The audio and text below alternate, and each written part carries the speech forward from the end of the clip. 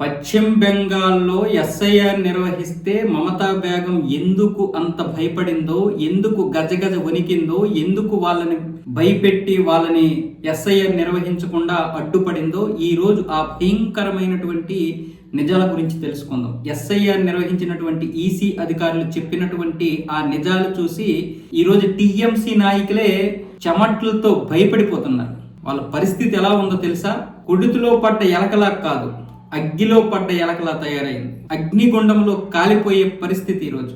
1,90,00,000 ఓట్లు ఇప్పటి వరకు బోగస్ అని తేలితే మొత్తం ఉండేదే 7,66,00,000లో 1,90,00,000 ఓట్లు బోగస్ అని తేలితే ఎన్ని అసలైనటువంటి ఓట్లు అంటే కేవలం 5,60,00,000 ఓట్లు మాత్రమే అక్కడ అసలైనటువంటి, మిగతావన్నీ కూడా బోగస్ ఓట్లు. ఆ ఓట్లతోటి ఇప్పటి వరకు వరుసగా కమ్యూనిస్టులు, ఇప్పుడేమొచ్చేసి ఈ టీఎంసీ మమతా బేగం గెలుస్తూ వచ్చారు. ఆ నిజాలు బయటికి చెప్పేసరికి టీఎంసీ నాయకులు ఒక్కడి నోటి వెంట కూడా మాట రావడం లేదు. ఏదో డిఫెన్స్ చేయాలని విమర్శలు చేస్తున్నారు తప్ప వాళ్ళ అసలైనటువంటి నిజాలు బయటపడ్డాయి. మీరు నమ్ముతారా? కేవలం ఒక తండ్రికి కొడుక్కి వయసు మధ్య తేడా 4 సంవత్సరాలు. 4 సంవత్సరాలకే తండ్రులు అయిపోయారు, 12 సంవత్సరాలకే తల్లులు అయిపోయారు. 50 లక్షల మందికి తండ్రులు లేరు, 40 లక్షల మందికి సరైనటువంటి అడ్రస్సులు లేవు. ఎవడెవడ అడ్రస్లో మొత్తం ఒక్కొక్క నిజాలు తెలుస్తుంటే అసలు ఈసీ అధికారులకి ఏం చేయాలో అర్థం కాని పరిస్థితి. కన్ఫ్యూజన్ చేసేస్తున్నారు అక్కడ. చివరికి ఈసీ అధికారులు మాత్రం ఈ 1,90,00,000 మంది బోగస్ ఓట్లను అయితే పట్టుకోగలిగారు. ఇప్పటికీ 58 లక్షల మంది ఓట్లను అయితే తొలగించడం జరిగింది ఈసీ. ఈ 58 లక్షలు ఎలా అంటే 24 లక్షల మంది చనిపోయినటువంటి వారు. 24 లక్షల మంది చనిపోతే ఆ ఓట్లను కూడా మమతా బేగం తన యొక్క పార్టీకి వేసుకునేలాగా ఈ షాజహాన్ లాంటి వాళ్ళని నియమించుకుంది. 20 లక్షల మంది అంటే 19,80,000 మంది ఇతర రాష్ట్రాలకు వెళ్ళిపోయారు. అంటే పశ్చిమ బెంగాల్ నుంచి వేరే రాష్ట్రాలకి బ్రతుకు తెరువు కోసం ఎప్పుడో వెళ్ళిపోయారు. ఒక 30 సంవత్సరాలు 20 సంవత్సరాలు పైగా వెళ్ళిపోయి అక్కడ వాళ్ళు ఓట్లు వేస్తున్నారు. వాళ్ళకి ఓట్లు ఉన్నాయా లేదా అనేది కూడా టాలీ చేస్తే వాళ్ళు ఎక్కడైతే స్థిరపడ్డారో అక్కడ ఓట్లు ఉన్నాయి వాళ్ళకి. దాంతో ఇక్కడ ఉన్నటువంటి ఈ 20 లక్షల మంది అంటే 19,20,000 మంది ఓట్లను కూడా తీసేశారు. 1,38,000 మందికి ఒక చోట కంటే ఎక్కువ చోట్ల ఓట్లు ఉన్నాయి. 1,38,000 మందికి అంటే వీళ్ళు ఎన్ని ఓట్లు ఉపయోగించుకుంటున్నారు? ఒక్కొక్కడికి 2 వేసి, ఒక్కొక్కడికి 3 వేసి, ఒక్కొక్కడికి 4 దగ్గరలో ఓట్లు ఉన్నాయి. ఆ విధానం కూడా తీసేసి వాళ్ళకి ఒక్క ఓటు మాత్రమే ఇచ్చారు. ఇకపోతే 12,20,000 మంది ఆచూకీ లభించలేదు. అంటే ఈ ఓట్లు ఉన్నాయి కానీ వాళ్ళ అడ్రస్ ఏంటో తెలియదు, వాళ్ళు ఎక్కడ ఉన్నారో తెలియదు, వాళ్ళు ఎవరో తెలియదు. అంటే ఎవడెవడు 12,20,000 మంది పటాపటాన్ని ఓట్లు ఇచ్చేశారు. వాళ్ళకి ఓట్లు ఇచ్చేస్తే ఈ ఎన్నికల సమయంలో వాళ్ళు వచ్చి ఓట్లు వేసేస్తారు. వాళ్ళు ఎవరో తెలియదు. వాళ్ళు ఇంకా విషయం ఏంటంటే ఇప్పుడు ఇది ఉంది కదా, ఈ సిరా వేస్తారు కదా, ఆ సిరా చెరుపుకోవడానికి సపరేట్ గా కొంత లిక్విడ్ వీళ్ళందరూ షేర్ చేసుకుంటారంట. అంటే మొత్తం మమతా బేగానికి సంబంధించినటువంటి కొన్ని ఫార్మా కంపెనీలు ఏవో ఈ లిక్విడ్ వెంటనే చెరిగిపోయే విధంగా వీళ్ళకి కెమికల్ ఇస్తే అవి చిన్న చిన్న బాటిల్లో ఆ కెమికల్స్ మొత్తం రాష్ట్రం మొత్తం మీద కూడా ఆ రోజు లోపాయికారికంగా ఎవరికీ తెలియకుండా కింద నుంచి వెళ్ళిపోతాయి, సరఫరా అయిపోతాయి. దాంతో ఈ బోగస్ ఓట్లు ఫటాఫటా చెరిపేసుకొని మళ్ళీ వెళ్తుంటారు అనమాట. దీంతో పాటు రోహింగ్యాలు ముసుగేసుకొని వెళ్ళి ఓట్లు వేసేటటువంటి వారు ఉన్నారు. ఈ విధంగా 58 లక్షల ఓట్లను ఈసీ ఇప్పటికే తీసి పడేసింది. ఇది కాకుండా ఇప్పుడు ఇంకా 1,30,00,000 ఓట్లు ఉన్నాయి ఈ బోగస్ ఓట్లు. ఇప్పుడంటే ఈ 58 లక్షలు పోయిన తర్వాత మళ్ళీ రెండో విడత ఎంక్వైరీ చేస్తే 1,30,00,000 ఓట్లు తేలాయి. అంటే మొత్తం ఎంత? 1,90,00,000. ఇంకా మళ్ళీ ఇంకా ఎంక్వైరీ చేస్తే మరో 10 లక్షలు కూడా దొరుకుతాయి. అంటే 2 కోట్ల వరకు. ఇంకో విషయం ఏంటంటే 12 లక్షల ఫారంలలో తండ్రి వయసు కొడుకు వయసు 15 సంవత్సరాల కంటే తక్కువే ఉంది. తండ్రి వయసు కొడుకు వయసు 15 సంవత్సరాల కంటే తక్కువ ఉందంటే ఎవడెవడనో తండ్రి, ఎవడెవడో కొడుకు. ఓటు ఉంది, వీటి తండ్రి పలానోడని పెట్టేయడం అంతే. తండ్రి స్థానంలో ఒకరిని పెట్టేస్తారు. ఎందుకంటే ఎవడు ఎంక్వైరీ చేయరు కదా. ఇప్పుడు ఈసీ ఎంక్వైరీ చేస్తే ఆ వాడికి ఈ కొడుక్కి చూస్తే 12 సంవత్సరాలు 13 సంవత్సరాలు 14 సంవత్సరాలు 10 సంవత్సరాలు ఉంది. ఒక దగ్గర ఏమొచ్చేసి తండ్రి కొడుకుల మధ్య 4 సంవత్సరాలు ఉంది.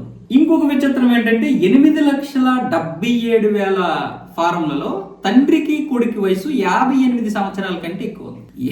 కొన్ని దాంట్లోనేమొచ్చేసి కొడుక్కి తండ్రికి 4 సంవత్సరాలు 5 సంవత్సరాలు 10 సంవత్సరాలు ఉంటే 8,77,000 మందికి ఏమొచ్చేసి వ్యత్యాసం ఎంత అంటే 58,000 కంటే ఎక్కువ ఉంది. అసలు ఇవన్నీ చూసి ఆశ్చర్యపోతున్నారు ఈసీ అధికారులు.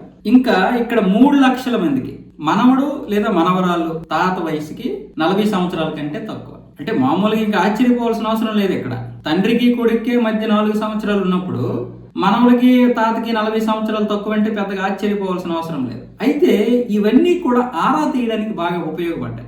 మనవడికి మనవరాలకి తాతకి వయసు మధ్యలో 40 ఏంటి, తండ్రి కొడుక్కి మధ్యలో వయసు 15 సంవత్సరాల కంటే తక్కువ ఉండడం ఏంటి, ఇవన్నీ కూడా ఈసీ అధికారులను ఆశ్చర్యపరిచేసి మొత్తం మరికొంత బెటాలియన్ని దింపేసి మొత్తం ఎంక్వైరీ చేస్తే దొరికినటువంటి ఓట్లు ఇవి. ఇన్ని బోగస్ ఓట్లు ఉన్నాయి. ఇకపోతే అసలైనటువంటిది ఏంటంటే 85 లక్షల ఫారంలలో తండ్రి పేరు లేదు. కొన్ని దాంట్లో తండ్రికి కొడుక్కి పొంతం లేదు. 85 లక్షల ఓటర్లలో అసలు పూర్తిగా తండ్రి పేరే లేదు. ఆ ఫామ్ మొత్తం చూస్తే అసలు అందులో తండ్రి పేరు లేదు. తండ్రి పేరు లేకుండానే 85 లక్షల ఓట్లు ఉన్నాయి. అయితే ఇక్కడ 24 లక్షల మందికి 6 కంటే ఎక్కువ మంది పిల్లలు ఉన్నారు. అంటే అందులో 24 లక్షల ఓటర్లని మొత్తం ఎంక్వైరీ చేస్తే 6 మంది కంటే ఎక్కువ పిల్లలు ఉన్నారు ఈ మొత్తం దాంట్లో. అంటే ఎంతమంది పిల్లలకు అంటున్నారో చూడండి. 6 మంది కంటే ఎక్కువ అంటే ఒక 24 లక్షల మందికి అంతమంది పిల్లలు ఉంటే వీళ్ళ జాతే ఎంత? రేపు పొద్దున్న వాళ్ళు మరో 10 సంవత్సరాలు పోతే ఎన్ని ఓట్లు అవుతాయి? ఇంకొక విషయం, ఇక్కడ 45 సంవత్సరాలు దాటినటువంటి 20 లక్షల మంది మొదటిసారి ఓటు కోసం దరఖాస్తు చేసుకున్నారు. 45 ఏళ్ళు దాటిన తర్వాత ఇప్పుడు 20 లక్షల మంది ఓట్ల కోసం దరఖాస్తు పెట్టుకున్నారంటే ఎంతమంది ఇప్పుడు? అంటే ఇదంతా బోగస్ ఓట్లు అని తేలడం లేదా? కొంతమంది ఇప్పుడు మళ్ళీ బంగ్లాదేశ్ నుండి వచ్చినటువంటి వారు కూడా మళ్ళీ ఇందులో బోగస్గా చేరారు. ఇకపోతే బర్ధమాన్ అనే జిల్లాలో, ఇక్కడ ఇంతకుముందు చెప్పాను కదా తండ్రి కొడుకుల వయసు, బర్ధమాన్ అనే జిల్లాలో తండ్రి వయసు 63 సంవత్సరాలు, కొడుకు వయసు 59 సంవత్సరాలు. వీళ్ళిద్దరికే 4 సంవత్సరాల వ్యత్యాసం. అసలు ఓటర్లు దీన్ని చూసే పూర్తిగా వాళ్ళైతే టీ తాగుతున్నటువంటి ఈ ఓట్ల అధికారులు అలాగే అక్కడ నిశ్చేష్టులు అయిపోయారు. ఆ టీ అక్కడ పడేశారంట. మీరు నమ్మరు ఇలాంటివి. ఇక్కడ సరోజ్ మాంఘీ అనే అతని కొడుకు ప్లేస్ లో ఉన్నటువంటి సాగర్ మాంఘీ అనే అతన్ని అడిగితే నా తండ్రి స్థానంలో సరోజ్ మాంఘీ అనే పేరు అప్పటి సిపిఎం నాయకులు రాసేశారు, మాకు దీనికి సంబంధం లేదు, మా తండ్రి అతను కాదని ఈ కొడుకుగా ఉన్నటువంటి ఈ సాగర్ మాంఘీ కూడా ఒప్పుకున్నాడు. ఇది ఇప్పుడుది కాదు, మేము సిపిఎం అధికారులు మాకు ఈ కార్డులు ఇలా ఇచ్చారు అని చెప్తున్నాడు కొడుకు. అంటే కొడుకు కాని కొడుకు, మాది బంగ్లాదేశ్, మేము బంగ్లాదేశ్ నుండి ఇక్కడికి వచ్చి స్థిరపడ్డాము, ఇక్కడే మాకు కమ్యూనిస్టులు అందరూ ఓట్లు ఇచ్చారు, కమ్యూనిస్ట్ నాయకులు అని చెప్పాడు. ఈ విధంగా రేషన్ ఎంత తినేస్తున్నారో చూడండి. ఇన్ని నిజాలతో ఈసీ ఇప్పుడు ఒక లిస్టు విడుదల చేసింది. మరి ఇప్పుడు కుహనా మేధావులు ఏమంటారు?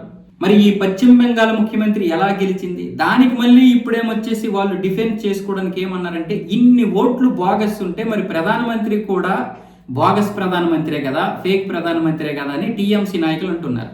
ఒరే వెదవల్లారా, ఇన్ని సంవత్సరాలుగా ఓట్లేసి గెలిచింది, ఇన్ని సంవత్సరాలుగా పరిపాలించింది మీ నాయకురాలు మమతా బేగం, మీ నాయకులు కమ్యూనిస్ట్ నాయకులు. వాళ్ళని అడగండి ఫస్ట్.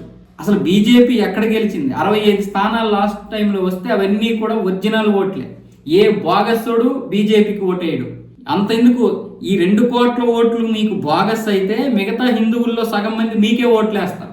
222 స్థానాల్లో 2021లో ఎలా గెలిచింది అంత వ్యతిరేకతలో కూడా? అంటే ఇన్ని ఓట్లుంటే ఎందుకు గెలవదు?